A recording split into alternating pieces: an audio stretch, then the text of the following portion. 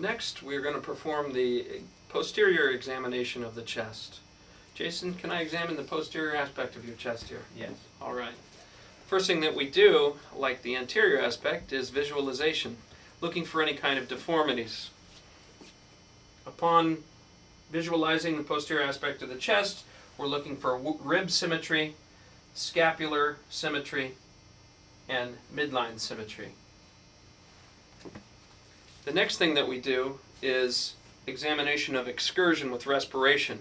This is done by holding hands on the posterior aspect of the chest, like this, and having the patient take big, deep breaths. Jason, could you take a big breath for me? Following your hands with the respiration, you look for any asymmetry or decreased movement with this. The next thing that we do is an examination of tactile fremitus on the posterior aspect of the chest. This is done, as we did in the anterior aspect, by placing the heel of the hand between the intercostal spaces.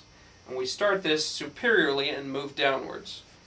Jason, if you could repeat the words 99 for me. 99. Good. 99. 99. 99. 99.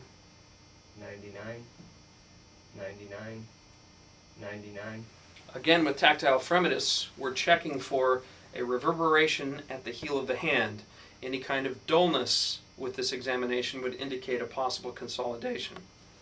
The next thing that we do is palpation of the posterior aspect of the chest. This is done placing one finger in the intercostal spaces and tapping with the other finger, comparing tones on both sides.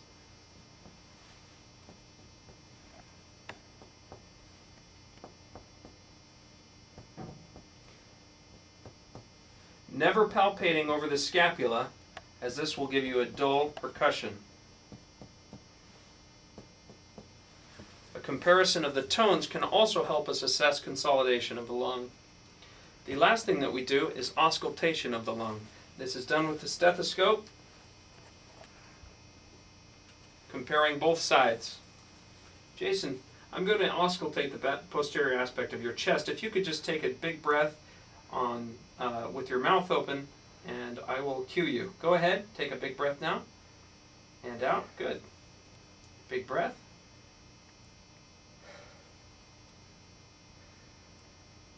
Again with auscultation, avoiding the scapula.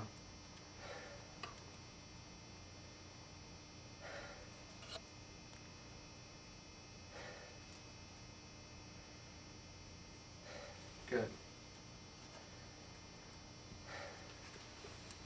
All right. This concludes the examination of the